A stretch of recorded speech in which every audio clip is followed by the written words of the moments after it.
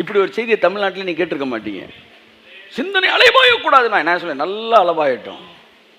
நான் சொல்கிறேன், நீங்கள் தொடர்ந்து ஜபத்தில் உட்காந்தீங்கன்னா ஒரு லெவலுக்கு மேலே அந்த சிந்தனையால் அலைபாயவே முடியாது.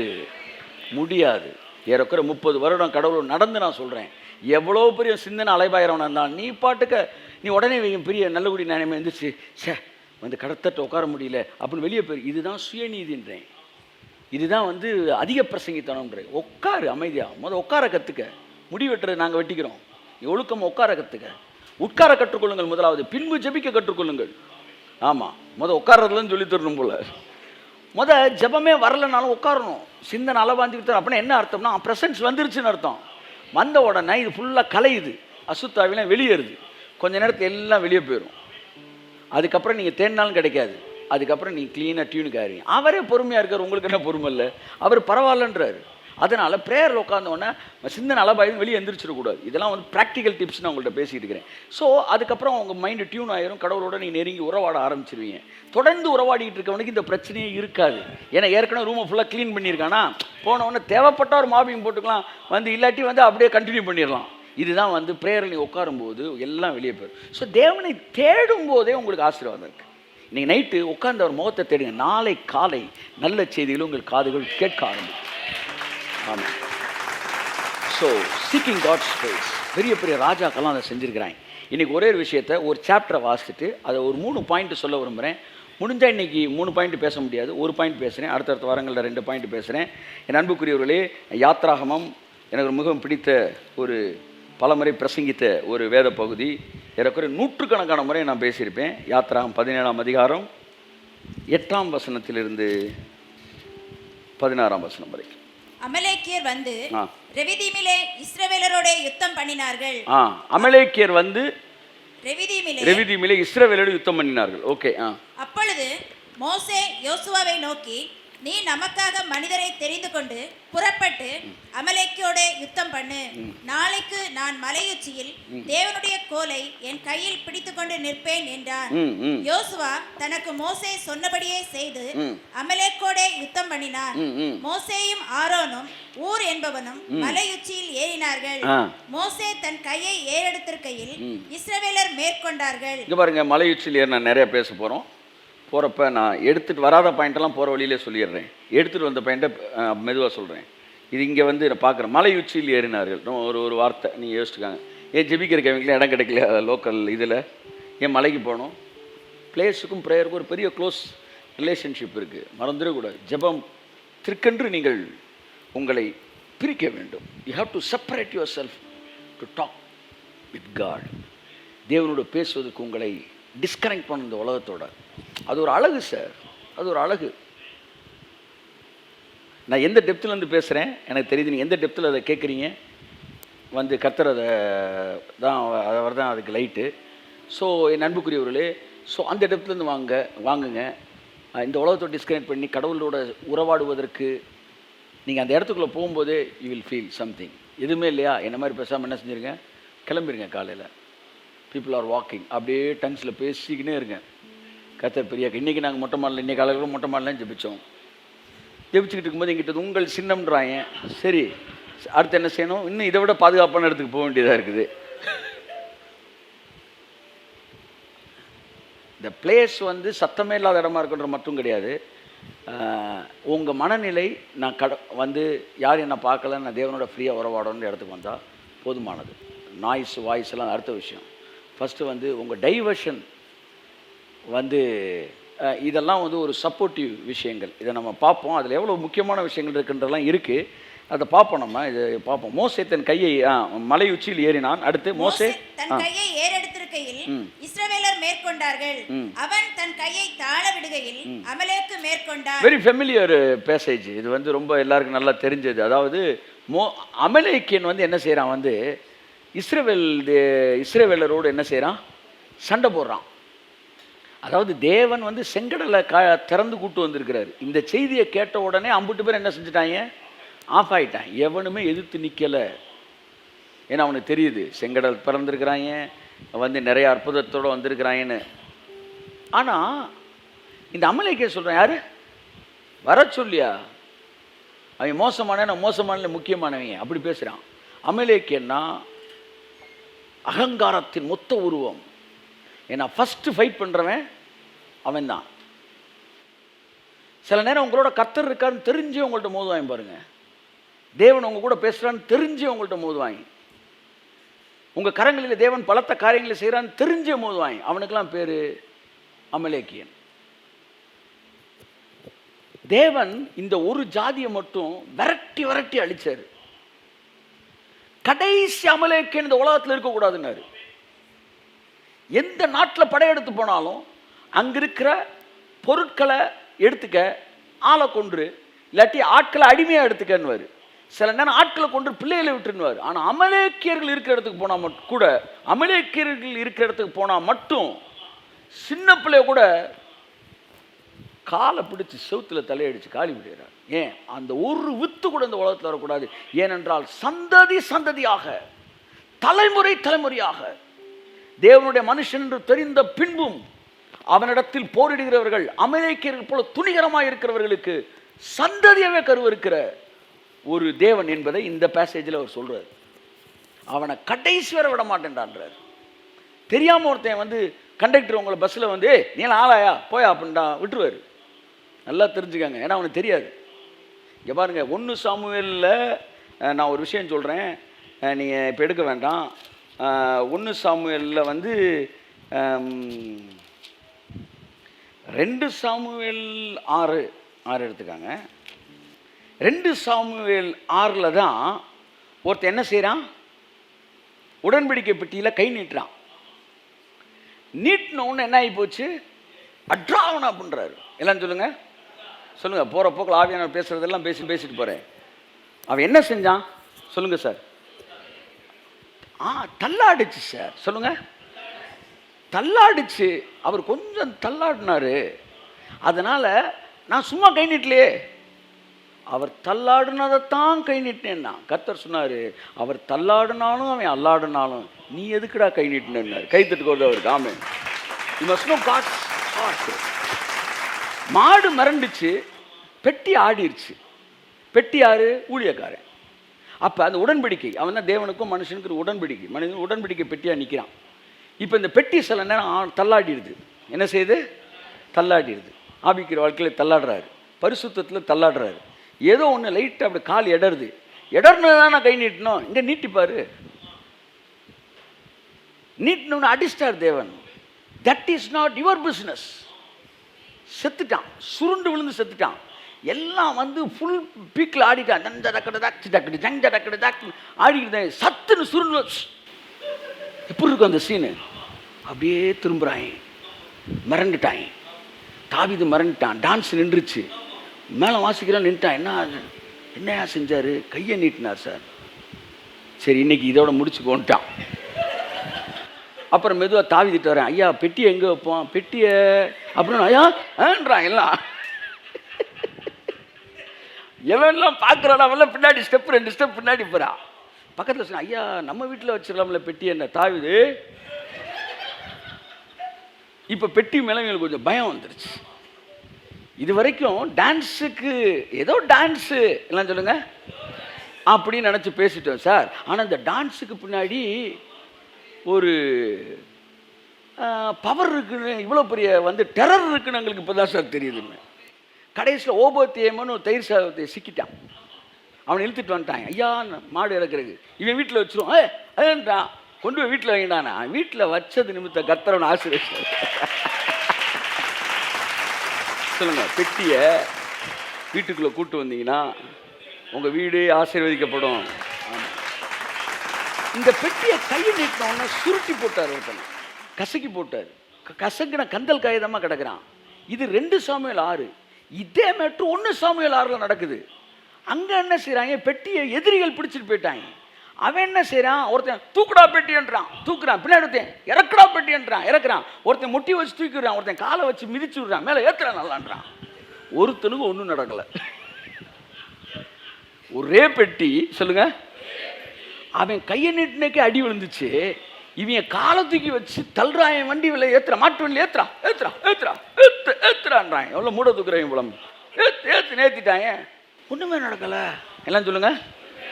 வெளியில் இருக்கிறவன் ஊழியக்காரன் அடித்தா கூட அவனுக்கு ஒன்றும் நடக்காது. ஆனால் உள்ளே இருக்கிறவன் கை நீட்டினா கூட போட்டுறாரு. இப்படி தான் அமைதியாக இருந்துச்சு. See how God is dealing the people. So இப்போ என்ன மேட்ருனா வந்து இந்த அமலேக்கியன் வந்து ஒரு திமிர் பிடிச்சவன். ஏதாச்சும் ரெவலேஷன் வந்துச்சுன்னா டேக்ஸில் படிச்சுட்டு வந்திருக்காரு சார். எப்படி டேக்ஸில் படிச்சுட்டு வந்துரு, அவர் அந்த ரெஃபரன்ஸில் படிச்சுட்டு வந்திருக்கிறாரு. ஃபுல்லாக நிறையா படிக்கிறான். இதெல்லாம் கடவுள் கொடுத்தோன்னு சொல்லாத. ஒரு சீசனில் எதிரிகள் இப்படி தான் பேசினாங்க. பெரிய அவுட்ஸ்டாண்டிங் ரெவலேஷனை பேசிகிட்டு இருப்போம். அதுக்கெலாம் அப்போ கூகுள்லாம் கிடையாது. நீ இப்போ வந்துருந்தா கூகுள்னு இருப்பாங்க. அப்போ வந்து அது இதுன்ட்டாங்க. உடனே என்ன ஆண்டவர் என்ன, சரி அப்போ இனிமேல் வந்து தியரி வேணாண்டா, ப்ராக்டிக்கலில் போயிடும்டான்ட்டு. அடுத்து எதுக்குள்ளே கேம்புக்குள்ளே வந்தால் தியரி எல்லாம் ஸ்டாப் ஆகி ப்ராக்டிக்கலாக வருது. கையை நீட்டினா நீட்டுற பக்கம்லாம் விழுகிறான். கேமராமேன் விழுகிறான், வந்து சவுண்ட் சிஸ்டத்தில் இருக்கிற கை நீட்டுறான் விழுகிறான். 50 பேர் விழுகிறான். கேமரா தூக்கிட்டு வந்து கேமராவோட விழுகிறான். ஏசு கிறிஸ்துவ நாமத்தில் சொல்கிறேன், அங்கே ஒரு 1000 பேர் இருந்தாங்க. அதில் ஒரே ஒருத்தன் தாங்க நின்றுக்கிட்டு இருக்கேன். நான் மட்டும் தான் நின்றுக்கிட்டு இருந்தேன். இதில் கொஞ்சம் லைட்டாக அவங்களுக்கு எல்லாருக்கும் அடிவேறு கலந்துருச்சு. தேவன் வந்து தான் அபிஷேகம் பண்ணின ஜனங்களையும் சரி, அபிஷேகம் பண்ணின மனிதனையும் சரி, பிசாசு மாம்சத்துக்கு இந்த வார்த்தையெல்லாம் ரொம்ப பிடிக்காது. ஆனால் தேவனோடு இணைஞ்சவனுக்கு அது ரொம்ப பிடிக்கும். ஜேபி சொல்லுவார், வந்து சொன்னதாக நான் கேள்விப்பட்டிருக்கேன். அதாவது அப்போஸ்தலர் 5ஆம் அதிகாரத்தில் 2 பேர் செத்து போயிட்டான், அனனியா சப்பீரா. ஐயா கிருபை காலத்தில் எப்படி செத்தான் என்னப்போ இதை படிச்சோன்னா எனக்கு இன்னும் சந்தோஷமாக இருக்குன்றார் அவர். எப்படி 2 பேர் செத்து போயிட்டான், எப்படி சந்தோஷம்ன்றீங்க?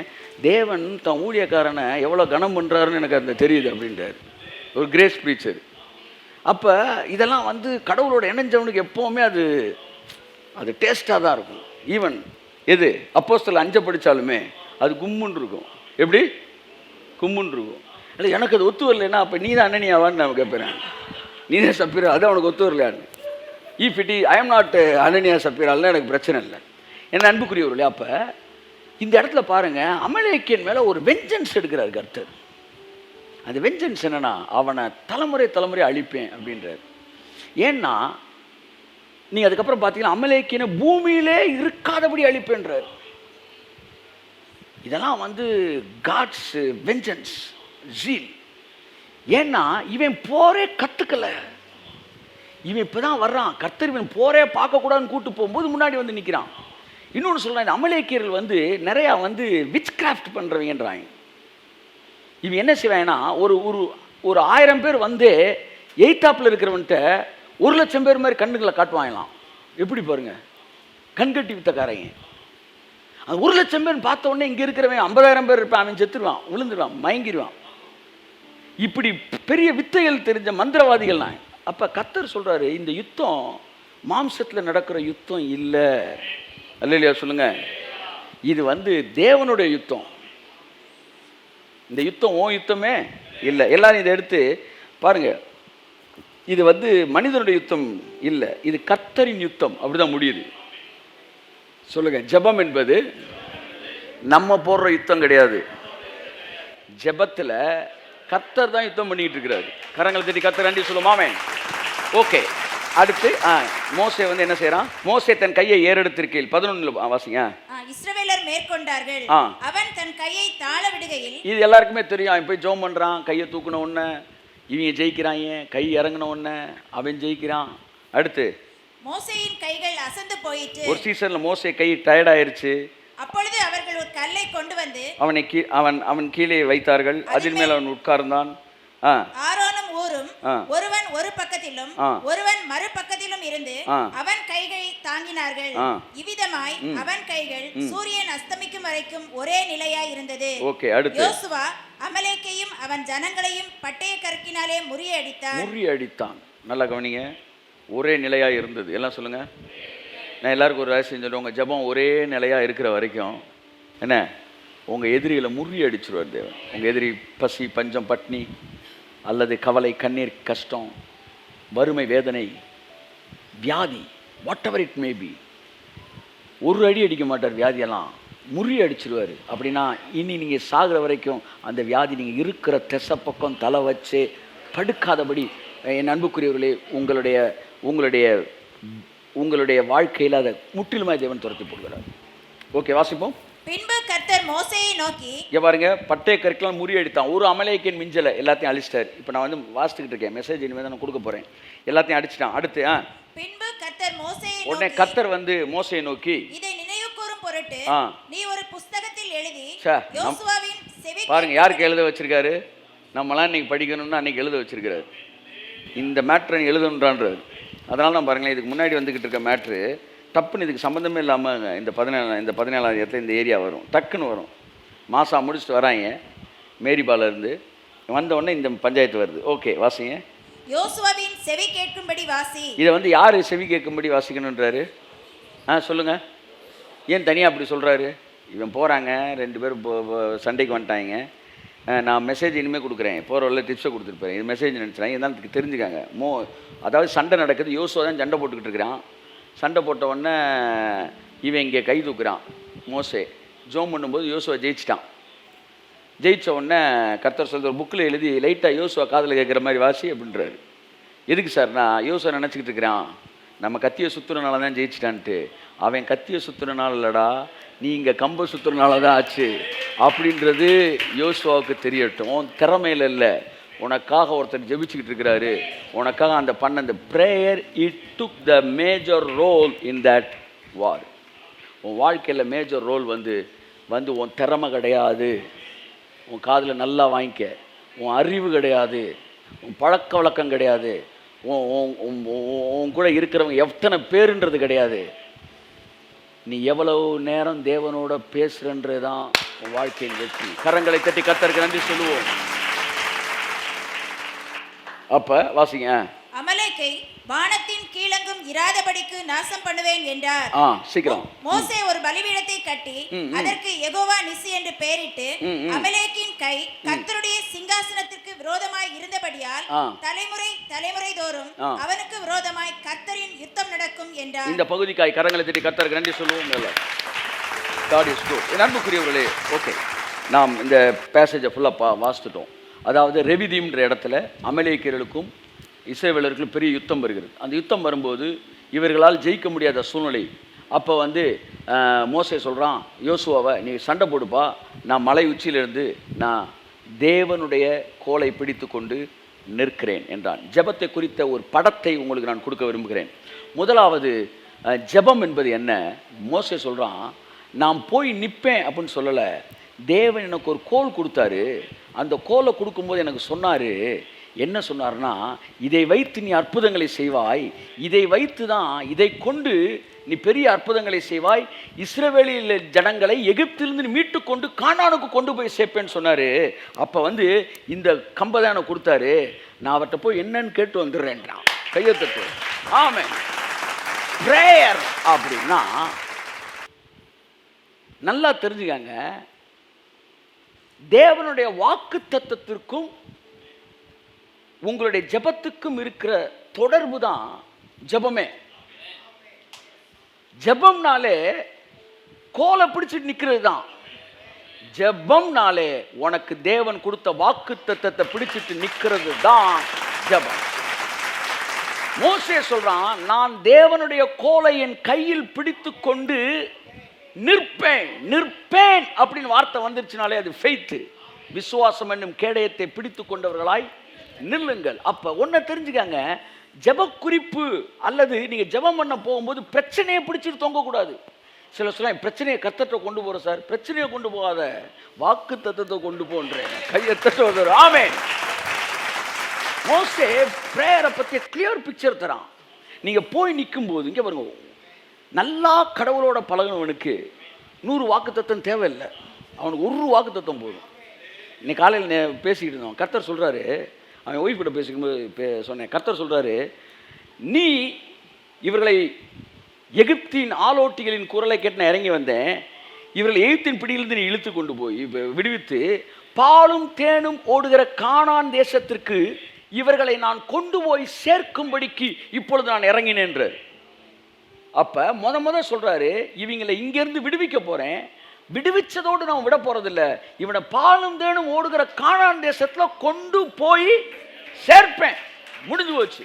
இந்த ஒரே வசனத்துக்குள்ள 40 வருஷம் முடிஞ்சு போச்சு அவன் கணக்குக்கு. இடையில 40 வருஷத்துக்கு இவன் ஒவ்வொன்றுக்கும் ஜெபம் பண்ணி கேட்க வேண்டிய அவசியமே கிடையாது. பெலிஸ்தியன் வரான், ஆண்டவரே இவனை அடிச்சிருவானா, ஏன்டா கேள்வி கேட்கிற? ஐயா வந்து அடுத்து ஏவியன் வரான், எமோரியன் வரான், கிர்காசியன் வரான், ஏத்தியன் வரான், எவன் வந்துட்டு போட்டுமே, உனக்கு என்ன நான் சொன்னேன், ஒன்ன கானான்ல போய் சேர்ப்பேன்னு சொன்னேன்னா அந்த ஒண்ணு போதுடா உன்னை கடைசி வரை நான் கொண்டு போறதுக்கு. நன்றாக அவரோடு பழகினவர்களுக்கு இன்னொரு வாக்குத்தத்தம் தேவையே கிடையாது, ஒன்று போதும்யா, ஒன்று போதும்.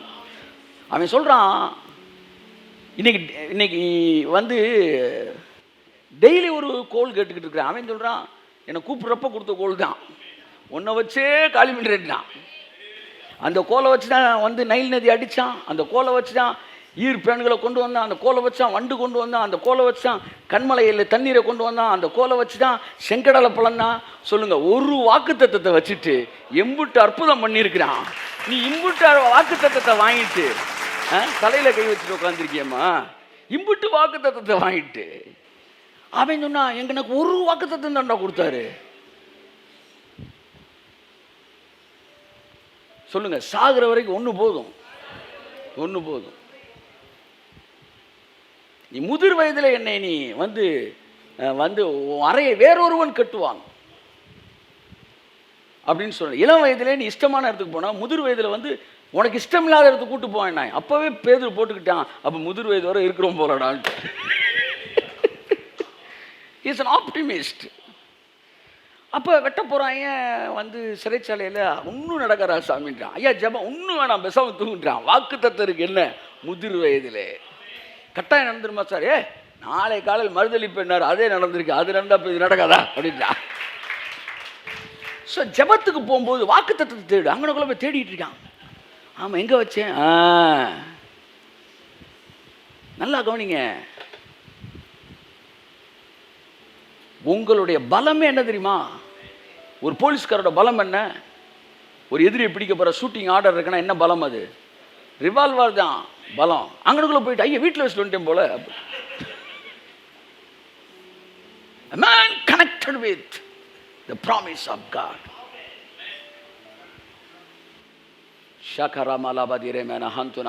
ஜெபம் என்பது என்ன? தேவனுடைய சமூகத்திலே நின்று வாக்குத்தத்தத்தை பேசுவது, தேவனுடைய சமூகத்தில் நின்று தேவன் உரைத்த தீர்க்க தரிசனங்களை பேசுவது. எது இருக்கிறதோ அதை பேசுவதல்ல, எது வேண்டுமோ அதை பேசுவது. Speaking, not speaking the problem, but speaking the solution. Which is the solution? The word of God, the promise of God, the prophecy of God, the covenant of God is the solution of all your problems. So it is not just like babbling something or some problems in God's presence. It is repeating what God has said to you. அவர் உனக்கு சொன்னதை திரும்ப சொல்றது தான்.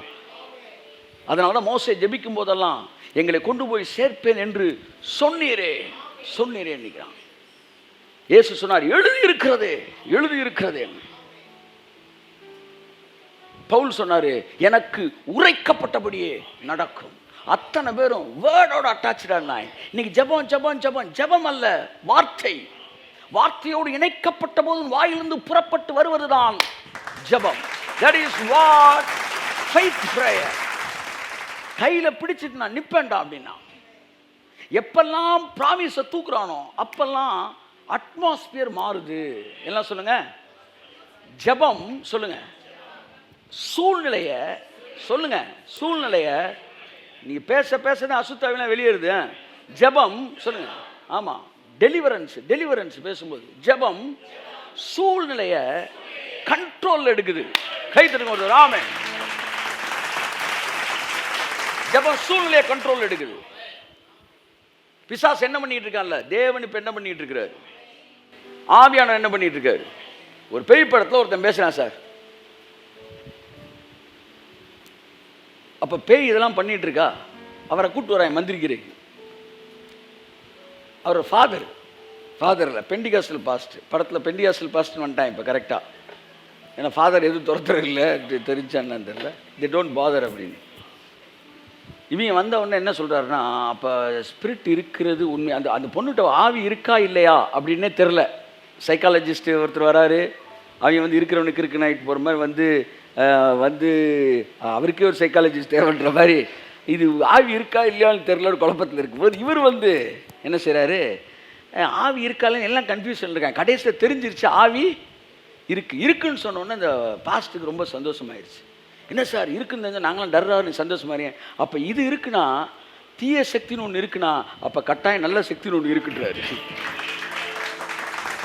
நீங்கள் டெவலை எப்பெல்லாம் பார்க்குறீங்களோ என் லைஃப்பில், நான் டெவலை நிறைய இடங்களில் ஃபேஸ் பண்ணியிருக்கேன். ஃபேஸ் டு ஃபேஸ் பண்ணி பஞ்சாயத்தை கூட்டி அவனை காலி பண்ணியிருக்கிறோம். ஒரு இடத்துல கூட அவன் நம்மளை ஜெயிக்க, எல்லா இடத்தையும் கர்த்தர் நமக்கு தான் வெற்றியை கொடுத்தார். அவன் தன்னை மேனிஃபெஸ்ட் பண்ணுற ஒவ்வொரு முறையும் நான் வாழ்க்கையில் வந்து கண்கூட பார்த்த விஷயம், அதுவரை நான் பார்க்காத அளவு தேவனுடைய மேனிஃபெஸ்டேஷனை நான் பார்ப்பேன்.